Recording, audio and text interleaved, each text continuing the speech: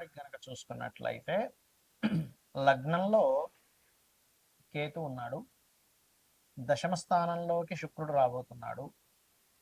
ఈ శుక్రుడు ఏప్రిల్ 19వ తేదీ నుంచి దాదాపుగా మే 14వ తేదీ వరకు శుక్రుడు వృషభ రాశిలో స్వక్షేత్రంలోకి వచ్చి ఉంటాడు, గుర్తుపెట్టుకోండి.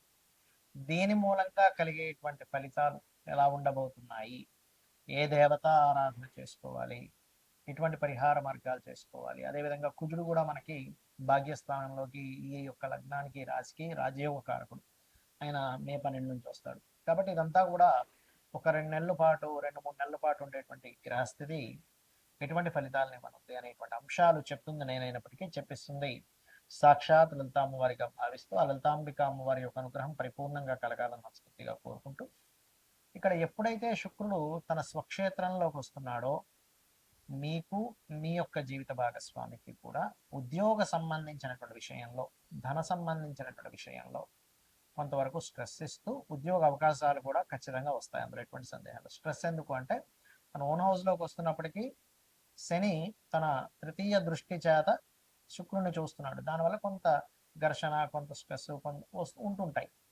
ఎందుకు, అది కాకుండా మీకు అష్టమ శని కూడా నడుస్తుంది కాబట్టి ఇది.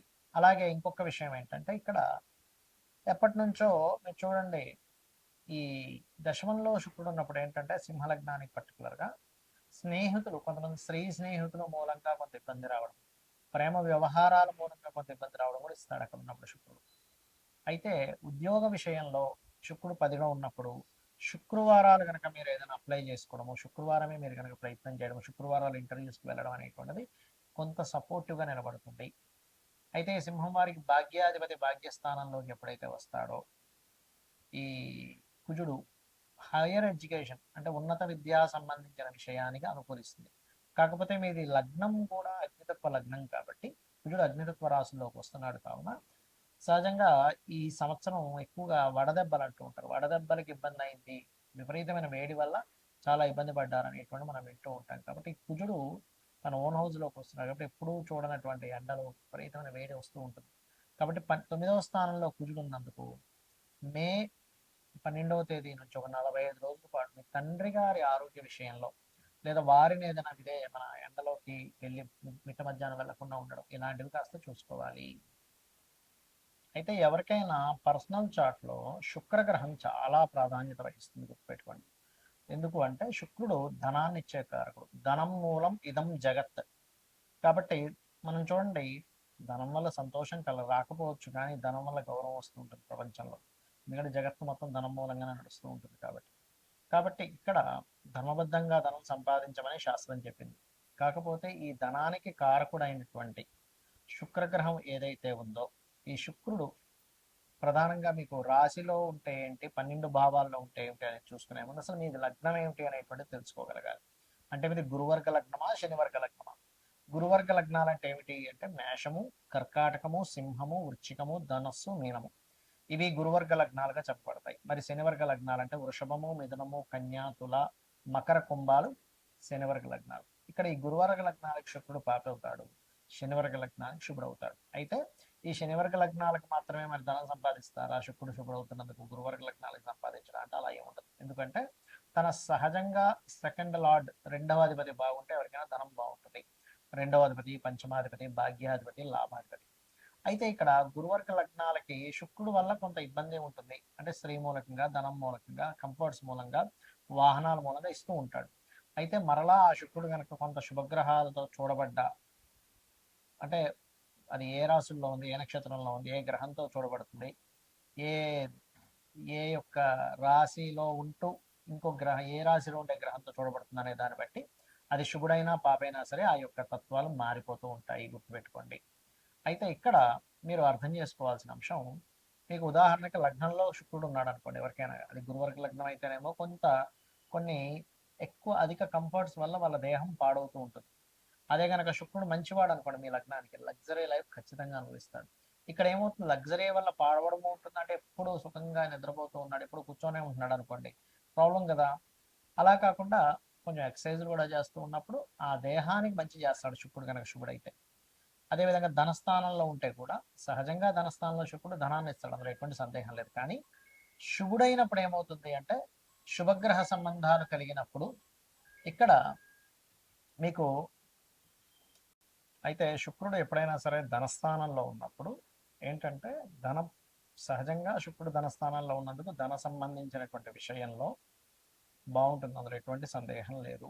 కాకపోతే శుభుడైతే మరింత చక్కగా ధనయోగాన్ని పెంచుతూ ఉంటాడు. అయితే ఇక్కడ ఏ ఆధిపత్యం కలిగి ఉండి ఆ ధనస్థానంలో ఉన్నాడో వాటి మూలంగా అంటే 4వ అధిపతి శుభత్వం వచ్చి 2లో ఉంటే క్రియేటివ్ మూలంగా, లేకపోతే రియల్ ఎస్టేట్ మూలంగా, కన్స్ట్రక్షన్స్ మూలంగా, వాహన సంబంధంగా మీకు ధనయోగాన్ని అనేటువంటిది ఇస్తాడు, గుర్తుపెట్టుకోండి. ఇక 3వ భావంలో శుక్రుడు ఉన్నాడు. ఉదాహరణకి పాప అయితేనేమో కొంతమంది స్త్రీల పరిచయాల వల్ల ఇబ్బంది వస్తుంది, శుభుడైతే వాళ్ళ వల్లనే కొంత సహకారం ఉంటుంది, సహోదరులతో కొంతవరకు. శుభుడైతేనేమో ప్రేమానురాగాలు ఉంటాయి. పాప అయ్యాడు అనుకోండి, కొంతమంది చూడండి సొంత చెల్లెలే, సొంత అక్కే, లేకపోతే తెలిసిన వాళ్ళే స్త్రీ ఇబ్బంది పెట్టింది, మోసం చేశారంటూ ఉంటారు, అలాంటివి జరుగుతూ ఉంటాయి. 4వ భావంలో కనుక శుక్రుడు మీకు బాగుంటే ఖచ్చితంగా గృహయోగము, వాహన యోగం ఖచ్చితంగా ఉంటుందని చెప్పొచ్చు. అది శుభుడై బాగుంటాయి. పాడైతే వీళ్ళ పేర్ల మీద అంటే శుక్రుడు కేతువు కలిసి ఉంటాడు, అలాంటప్పుడు వీళ్ళ యొక్క పేర్ల మీదే తీసుకోవడం వల్ల ఇబ్బంది వస్తుంది, ఇది ప్రధానంగా గుర్తుపెట్టుకోండి.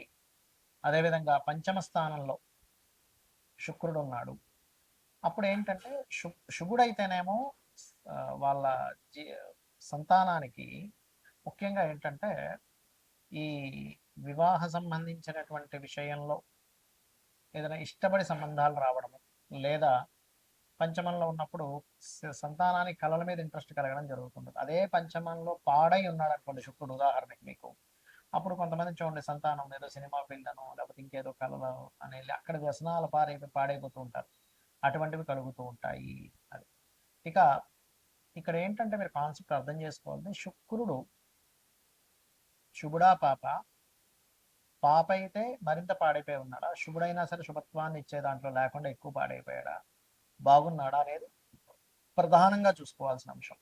ఇప్పుడు ఈ శుక్రుడు 6లో ఉన్నాడు అనుకోండి, ఎవరికైనా శుక్రుడు 6లో ఉన్నా 11లో ఉన్నా ముఖ్యంగా వివాహ జీవితం మీద ఎఫెక్ట్ చూపిస్తాడు. కాబట్టి వివాహ సంబంధించినటువంటి అంశంలో ఎక్కువ ఇబ్బందినిస్తూ ఉంటాడు. అలాగే మనకి కామన్గా ఈ యొక్క శుక్రుడు సప్తమ స్థానంలో ఉంటే ప్రేమ వివాహం అనుకుంటా, కానీ ప్రతిసారి ప్రేమ వివాహం వాళ్ళని రూల్ లేదు. పాప అయితే ప్రేమ మూలంగానే ఇబ్బంది పడతాడు వివాహం చేసుకుందాం. కొంతమంది చూడండి ప్రేమించానండి కానీ దాని తర్వాత చాలా ఇబ్బంది పడ్డాను అంటూ ఉంటారు, ఇటువంటివి జరుగుతూ ఉంటాయి. అదేవిధంగా ఒక్కొక్కసారి శుభుడయ్యాడు అనుకోండి, పార్ట్నర్స్ వచ్చినప్పటి నుంచి బాగుంటుంది, జీవిత భాగస్వామి కావచ్చు, లేకపోతే లైఫ్ పార్ట్నర్ కావచ్చు, బిజినెస్ పార్ట్నర్ కావచ్చు. అష్టమంలో ఉంటే శుభుడైతేనేమో తాతగారి ప్రాపర్టీస్ బాగా కలిసి వస్తాయి, పాప అయితేనేమో తాతగారి ప్రాపర్టీస్ ఉండడం వల్ల వీళ్ళు ఒక్కోసారి పాడైపోతూ ఉంటారు కూడా. అలాగే యాక్సిడెంట్స్ కూడా ఎక్కువ అవుతూ ఉంటాయి ఒకవేళ పాప అయితే కనుక. అష్టమాధిపతి పాప చతుర్థంలో ఉన్నాడు అనుకోండి, అప్పుడు ప్రభావం ఎక్కువగా ఉంటూ ఉంటుంది. ఇక అదేవిధంగా గమనించుకున్నట్లయితే భాగ్యంలో ఉంటే తండ్రికి కళా సంబంధించినటువంటి భాగ్యం అంటే ఇప్పుడు హైయర్ ఎడ్యుకేషన్లో మంచి ఫలితాలు ఇస్తాడు బాగుంటే, పాడైతే తండ్రి వ్యసనాలు పాడవడం కూడా జరుగుతూ ఉంటుంది. దశమంలో శుక్రుడు ఉంటే బ్యాంకింగ్, ఫ్యాషన్ రిలేటెడ్ రంగాల్లో ఉద్యోగాలు, పాడైనట్లయితే ఆ ఫ్యాషన్ రంగాలకు వెళ్ళడం ద్వారానే ఇబ్బంది వస్తూ ఉంటుంది, బ్యాంకింగ్లోనే తిరుగుతూ ఉంటాడు కానీ జాబ్ రాదు. ఇక్కడ ఏంటంటే మీరు దేంట్లో ఎక్కువగా తిరుగుతూ మీ సమయాన్ని వృధా చేసుకుంటున్నారు అనేటువంటి విషయాన్ని కూడా గ్రహం చెప్తుంది, గుర్తుపెట్టుకోండి. అలాగే లాభస్థాన శుక్రుడు ఇందాక మనం చెప్పుకున్నాం, వివాహ జీవితం, వివాహ సంబంధించిన విషయాలకు మంచిది కాదు అని. అలాగే మరొక విషయం ఏంటంటే 12వ స్థాన శుక్రుడు సుఖాన్ని ఇస్తాడు, అంటే కంఫర్ట్ లైఫ్ని ఇస్తాడు. కాబట్టి శుక్రుడు ఎప్పుడు కూడా 11 కంటే 12 చక్కటి ఫలితాలు ఇస్తుంది. ఇక ఈ యొక్క విషయంలో శుక్రుడు కనుక పాడైనట్లయితే ఎవరైనా సరే అమ్మవారి ఆరాధన చేయడము, లలితా సహస్రనామాల యొక్క శ్రవణము పఠనము చేయడం కనుక చేసినట్లయితే అన్ని విధాలా బాగుంటుంది.